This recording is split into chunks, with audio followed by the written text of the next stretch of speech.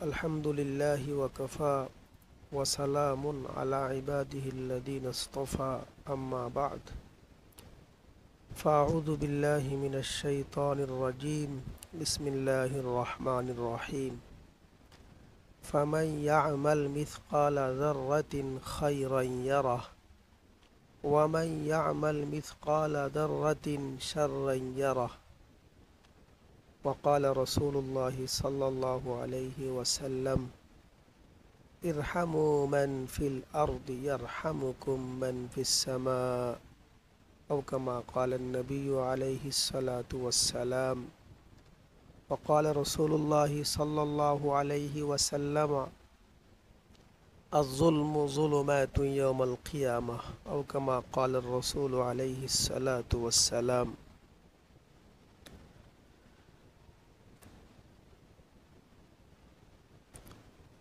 আল্লাহ তাআলা পবিত্র কোরআন এবং রাসূলুল্লাহ সাল্লাল্লাহু আলাইহি ওয়াসাল্লাম হাদিস শরীফের মধ্যে ইরশাদ করেছেন,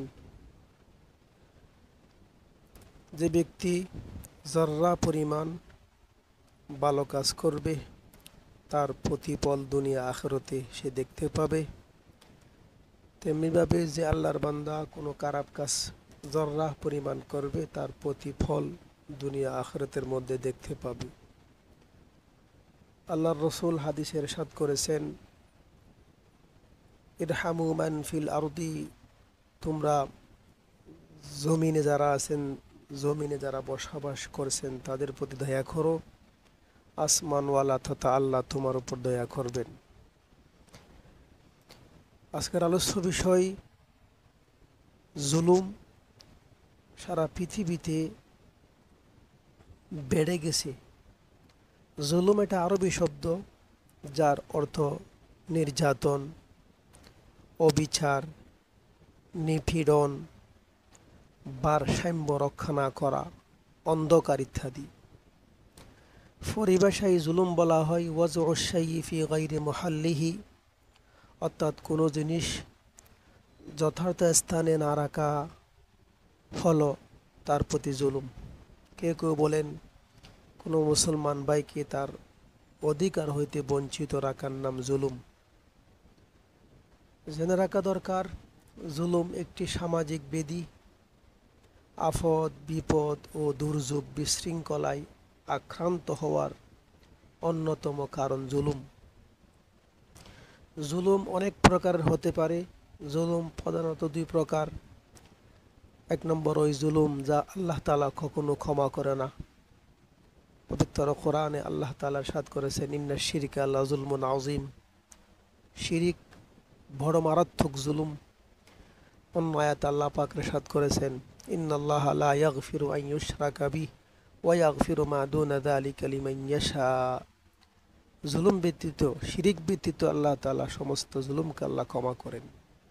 দুই নম্বর ওই জুলুম যা আল্লাহ তাআলা ক্ষমা করবেন, যেমন কোনো ব্যক্তি হক্কুল আবদ, আল্লাহর হক নষ্ট করলো, আল্লাহ নিজ গুণে ওই সমস্ত জুলুমকে ক্ষমা করে দিবেন।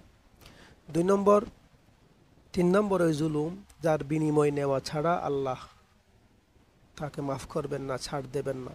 যেমন কারো হক নষ্ট করা, কোনো বন্দার হক নষ্ট করা, কোনো বন্দাকে কষ্ট দেওয়া। এই কষ্ট দেওয়ার ধরন অনেক রকমের আছে। জীবনের উপর জুলুম, যেমন কাউকে অন্যায়ভাবে হত্যা করা, যা এখন সারা পৃথিবীতে বেড়ে গেছে, আমাদের বাংলাদেশেও। নম্বর দুই, সম্পদের উপর জুলুম, কারো সম্পদ অন্যায়ভাবে ক্রোক করা, কুক্ষিগত করা, খেড়ে নিয়ে নেওয়া। তিন নম্বর, সম্ভ্রমের উপর জুলুম, কারো সাথে জোরপূর্বক মিলন স্থাপন করা।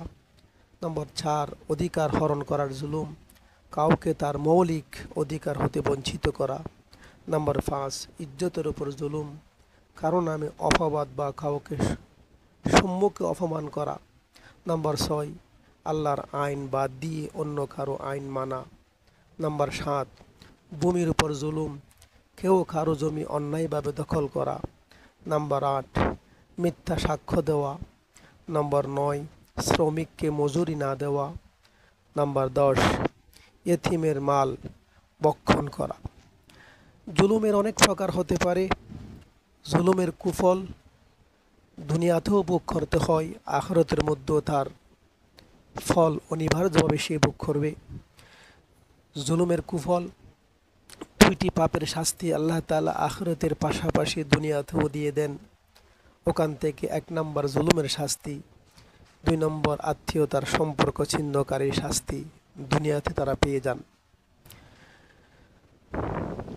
2 নম্বর শাস্তি, আল্লাহ তাআলার সাহায্য হতে বঞ্চিত হয়। যারা জুলুম করেন তাদের সাহায্যকারী থাকে না দুনিয়াতেও আখিরাতেও। নম্বর 3, তারা শাফাআত হতে বঞ্চিত থাকবেন কাল কিয়ামতের মাঠে। নম্বর 4, তারা আল্লাহর নিকট অপছন্দনীয় থাকবে দুনিয়া আখিরাতে। নম্বর 5, আল্লাহর কঠোর আযাবে তারা গ্রেফতার হবেন। নম্বর 6, হাসরের ময়দানে তাদের অবস্থা অত্যন্ত করুণ হবে। নম্বর 7, নবীর সাথে সম্পর্ক বিচ্ছিন্ন হবে।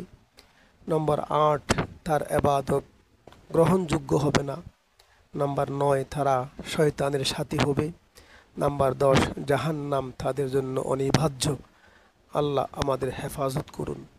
আমরা যদি জুলুম থেকে বাঁচতে চাই, সমাজকে বাঁচাতে চাই, রাষ্ট্রকে বাঁচাতে চাই, ইসলাম জুলুম প্রতিরোধে যে সমস্ত বিধিবিধান প্রয়োগ করেছেন সেগুলো আপনাকে মানতে হবে। নম্বর 1, আদল প্রতিষ্ঠা করা। নম্বর 2, তাকওয়া অর্জন করা। নম্বর 2, কলব সংশোধন করা। নম্বর 4, মুহাম্মদ সাল্লাল্লাহু আলাইহি ওয়াসাল্লামের আদর্শ অনুকরণ করা। নম্বর 5, ইসলামের বিধান মেনে চলা। নম্বর 6, সর্বোপরি আল্লাহর গুণে গুণান্বিত হওয়া। আল্লাহ আমাদেরকে এ সমস্ত আমলগুলো করার মানার তৌফিক দান করুন। আমিন। ওয়া আখিরু দাওয়ানা আলহামদুলিল্লাহি রাব্বিল আলামিন। আসসালামু আলাইকুম ওয়া রাহমাতুল্লাহি ওয়া বারাকাতুহু।